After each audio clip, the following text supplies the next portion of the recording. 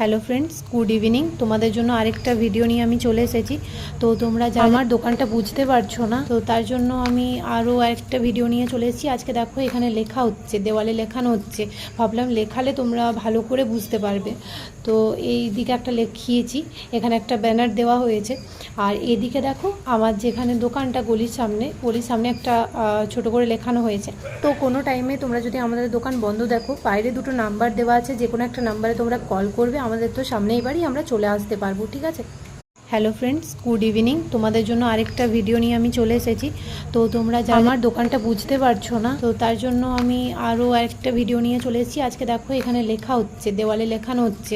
ভাবলাম লেখালে তোমরা ভালো করে বুঝতে পারবে। তো এই দিকে একটা লিখিয়েছি, এখানে একটা ব্যানার দেওয়া হয়েছে। আর এদিকে দেখো আমার যেখানে দোকানটা গলির সামনে একটা ছোট করে লেখানো হয়েছে।